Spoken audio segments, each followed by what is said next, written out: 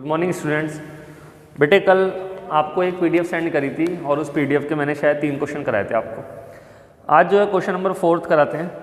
बहुत सिंपल है, ये सब 1-1 मार्क्स के क्वेश्चन हैं जो बोर्ड में आपके आए हुए हैं। तो क्वेश्चन नंबर 4 उसने बोला है the radius of circular cone is 3.5 centimetre. इसका मतलब रेडियस कितनी है कोन की, 3.5 सेंटीमीटर है। और आगे बोला है एंड हाइट इज 12 सेंटीमीटर। तो हाइट कितनी है, 12 centimetre.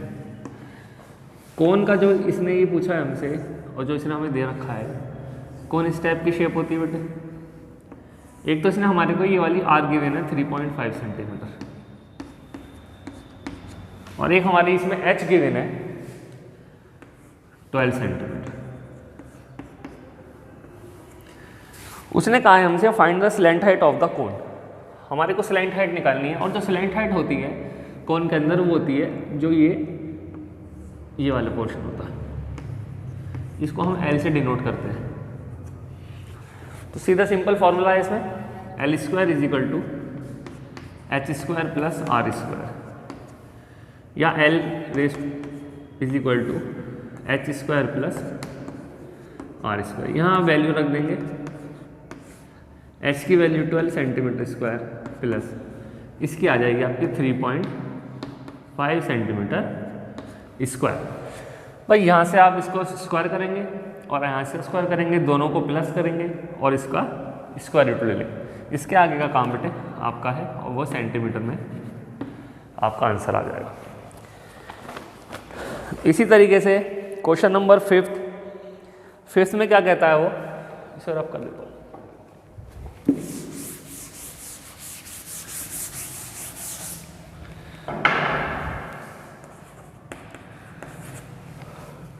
A solid is made by adjoining two adjacent sides of cube, each of volume 343 cubic centimeter। मतलब हमारे दो क्यूब हैं वो आपस में जुड़े हुए हैं एडजेसेंट साइड से और उनका जो एक का ईच का वॉल्यूम है, मतलब एक का वॉल्यूम जो है वो है 343। Find the surface area of the resulting cuboid. अच्छा, तो हमारे पास क्या दे रखा है, दो क्यूब हैं इस तरीके से। वैसे तो क्यूब आपका इस तरीके से पोर्शन बनेगा, थोड़ा सा फिगर आप देख लीजिएगा, वो इस तरीके से बन जाएगा आपका।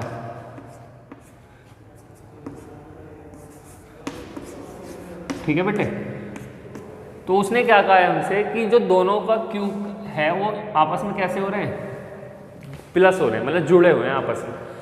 और एक का जो वॉल्यूम दे रखा है, तो cube of volume of cube is equal to 343 centimetre cube दे रखा है इसमें। ठीक है बेटे, ये फिगर।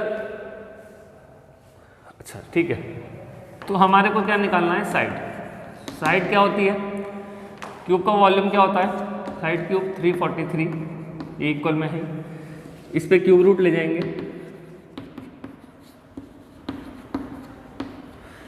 कितनी साइड आएगी हमारे पास, 7 सेंटीमीटर, क्योंकि 7 होती है। अब आप एक चीज़ देखें कि जब ये चीज़ आपस में जुड़ी हुई है दोनों चीज़, तो इसकी लेंथ कितनी हो जाएगी, यहाँ से 7, यहाँ से भी 7, तो टोटल कितनी हो जाएगी 14 सेंटीमीटर। और ये कैसी किस शेप का बन गया, एक क्यूबॉइड शेप का बन गया। तो इसमें हम क्या करेंगे, एल कितनी आएगी हमारी 14 सेंटीमीटर। अब ब्रेथ हमारी सेम रहेगी जितनी क्यूब की थी, कितनी रहेगी बेटे 7 सेंटीमीटर। और हाइट भी हमारी रहेगी 7 सेंटीमीटर। बस हमारा फ़र्क किस में पड़ा, जो दो क्यूब हमने मिलाए उसकी टोटल लेंथ में फ़र्क पड़ा, क्योंकि नीचे की लेंथ क्या हो गई, सेम हो गई। उसने हमसे कहा है कि सरफेस एरिया निकालना है ऑफ क्यूबॉइड। तो सरफेस एरिया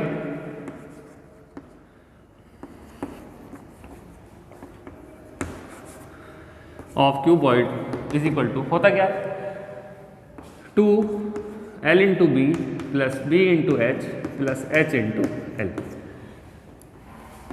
2L की वैल्यू 14 इंटू बी की value 7 plus 7 into 7 plus 7 into 14। ठीक है बेटे। इसके बाद की कैलकुलेशन जो है वो आप करेंगे। यहाँ पे 14 7 98, 7 7 49, ऐसी सबको प्लस करके 2 से मल्टीप्लाई, वही आपका क्या आ जाएगा बेटा, क्यूबॉइड का सरफेस एरिया। इसके बाद एक इम्पॉर्टेंट क्वेश्चन है, ये 4 नंबर में भी आ जाता है, यहाँ पे खैर इन्होंने 2 नंबर का दे रखा है।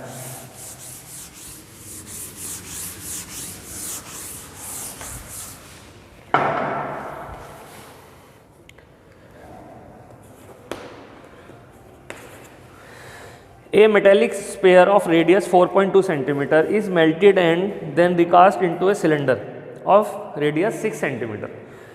एक स्पेयर है, उसकी जो रेडियस दे रखी है, स्पेयर की रेडियस कितनी है, 4.2 सेंटीमीटर। इसने कहा है इसको एक मेल्ट कर दिया, मतलब हमने इसको पिघला दिया, और एक हमने नई चीज़ क्या बना दी, सिलेंडर बना दिया। अब सिलेंडर की क्या चीज़ दे रखी है हमारे को, इसकी भी हमें दे रखी है रेडियस 6 सेंटीमीटर। हमारे को सिलेंडर की हाइट निकालनी है, हमारे को हाइट फाइंड करनी है। तो कुछ क्वेश्चंस क्लास में भी करवाए थे वैसे मैंने आपको, ये रिकास्ट वाले। तो जब भी किसी चीज़ को किसी चीज़ में पिघलाया जाता है या कोई सी चीज़ बनाई जाती है, तो दोनों के वॉल्यूम हमेशा कैसे रखते हैं, सेम रखते हैं, क्योंकि वॉल्यूम तो उतना ही रहेगा दोनों को, चाहे पिघला दें या कैसे भी करें। तो हम क्या करेंगे, volume of sphere is equal to volume of cylinder. ये काम हमें को करना है। वॉल्यूम ऑफ स्फीयर कितना होता है, 4/3 pi r cube is equal to cylinder का volume pi r square h. आप इसको R1 R2 भी मान सकते हैं, क्योंकि एक सिलेंडर के लिए है और एक हमारा स्फीयर के लिए। पाई से पाई यहाँ कैंसिल हो गया। इसके बाद क्या बचा हमारे पास, 4/3 इंटू आर। आर मतलब वॉल्यूम ऑफ स्फीयर की जो रेडियस है कितनी है, 4.2। तो 4.2 क्यूब है तो 3 बार लिखेंगे, इज इक्वल टू R2 कितनी है, 6, तो 6 पे भी स्क्वायर है, 6 इंटू H। यहाँ से आपको इसको सॉल्व करना है। कैसे, ये 6 और 6 आपका इसमें नीचे आ जाएगा, 4/3 इंटू 6 तो यहाँ आ गया। बाकी ये आपका पोर्शन बेटे ऐसे ही रहेगा, इज इक्वल टू H। इसको आपको सॉल्व करना है और आपको H की वैल्यू मिल जाएगी। एक क्वेश्चन बेटे कल ग्रुप में सेंड किया था लड़की ने, उसको बताना है ये क्वेश्चन बेटे।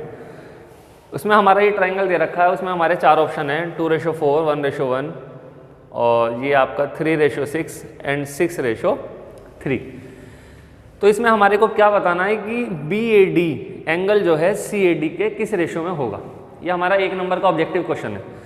तो कोई बात नहीं, हम सबसे पहले इन दोनों ट्रायंगल को क्या करेंगे कि सिमिलर ट्रायंगल प्रूफ करने की कोशिश करेंगे। तो छोटे वाले ट्रायंगल में जब हम लेंगे आपको, तो ABD में जैसे लिया हमने इन ट्रायंगल, किस में लिया, ABD, एंड बाकी कौन सा ट्रायंगल बचा, ACD।